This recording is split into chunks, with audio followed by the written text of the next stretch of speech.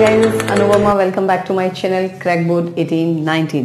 सो आज हम बात करेंगे कि PCMB दैट मीन्स जिनके पास मैथ्स बायो दोनों सब्जेक्ट्स हैं उन्होंने अपने 2 डेज के गैप में मैथ्स के सिलेबस को कैसे कंप्लीट करना है।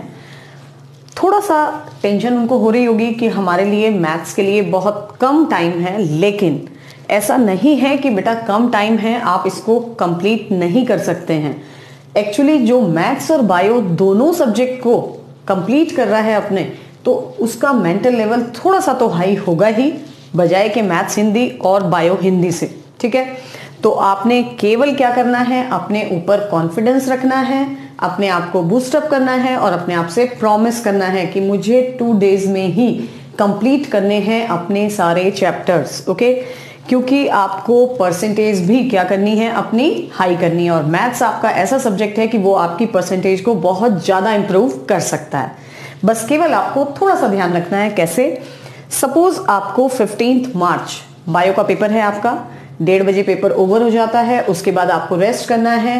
शाम को आप 4 to 5 आवर्स आराम से निकाल सकते हैं अपने मैथ्स के लिए। First day that means 15th of March को आपने इजी चैप्टर कंप्लीट करने हैं। कौन कौन से चैप्टर्स आप कंप्लीट कर सकते हैं उस दिन? सिंपल एक मैट्रिक्स डिटर्मिनेंट कंप्लीट कर सकते हैं, एक इनवर्स ट्रिग्नोमेट्री आप कंप्लीट कर सकते हैं, छोटा सा चैप्टर है, and function and relation. Function and relation में भी बहुत ज्यादा आपको क्वेश्चंस नहीं करने हैं, इनवर्स भी छोटा सा चैप्टर है, तो हार्डली 4 to 5 आवर्स जब आप इवनिंग में बैठें, बस आपको अपने ऊपर कंसंट्रेट करने की जरूरत है, अपने आप को बूस्टअप करने की जरूरत है। आप बेटा अचीव कर सकते हैं 95 प्लस 100 स्कोर भी कर सकते हैं आप 2 डेज में। ओके, तो आपने 15th को ये 4 चैप्टर अपने कंप्लीट कर देने हैं। ठीक है, अगर टाइम मिल पाए तो लास्ट में आपने एक सैंपल पेपर से इन 4 चैप्टर्स के क्वेश्चंस भी ट्राई कर लेने हैं, ताकि आपको आइडिया लग जाए कि आपने जो चैप्टर कवर किए हैं वो आपसे क्वेश्चन सॉल्व हो पा रहे हैं या नहीं। कहीं पे आप अटकते हैं किसी टाइप के क्वेश्चन में, तो उसको आप दोबारा रिवाइज कर लें। ओके, मिसलेनियस एक्सरसाइज, किसी भी चैप्टर की मिसलेनियस एक्सरसाइज से प्रीवियस जो सॉल्व्ड एग्जांपल्स हैं उनको आपने जरूर कर लेना है।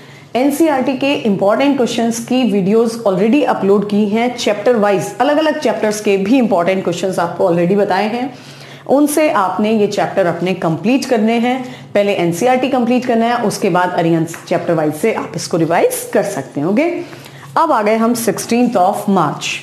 पूरा दिन आपके पास है, पूरे दिन में से हार्डली 7 और 8 आवर्स अगर आप अपने सोने के लिए निकाल भी देते हैं, उसके बाद 2-3 घंटे और भी निकाल दें, तो भी आप 12 to 14 आवर्स तो मैनेज कर सकते हैं इजीली। ऐसा नहीं कि आपने 14 घंटे एक साथ बैठ जाना है, दैट इज इम्पॉसिबल। सो आपने 3 आवर्स 2 आवर्स जैसे भी आपको अपने अकॉर्डिंग देखना है, इसमें हम कोई रेस्ट्रिक्शन आपको नहीं करेंगे, लेकिन आपने टोटल 12 to 14 आवर्स कंप्लीट देने हैं 16th मार्च को। ओके, उसमें आपने बड़ा चैप्टर एक कंप्लीट करना है, एप्लीकेशन ऑफ डिफरेंशिएशन यानी डेरिवेटिव्स। ओके, इसमें मेन स्ट्रेस आपने किस पर देना है? मैक्सिमा मिनिमा, टेंजेंट नॉर्मल और रेट्स वाली इंक्रीजिंग डिक्रीजिंग। ठीक है, 4 एक्सरसाइज हैं। अप्रोक्सीमेशन तो छोटा सा है, उसमें 2-3 क्वेश्चन करेंगे तो भी कंप्लीट हो जाएगा।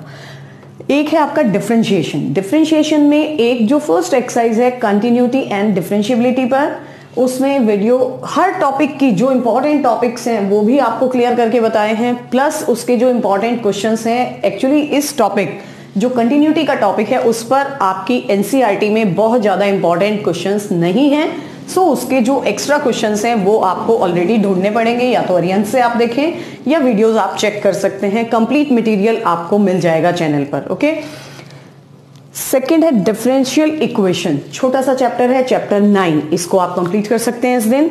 और लीनियर प्रोग्रामिंग अगेन छोटा सा चैप्टर है, एक एक्सरसाइज है, कोई भी 2 ग्राफ आप ड्रॉ करके देख लें, बाकी सबकी इक्वेशंस फॉर्म करके देख लें। ठीक है, और एक आपने बड़ा चैप्टर कंप्लीट करना है, दैट इज प्रोबेबिलिटी।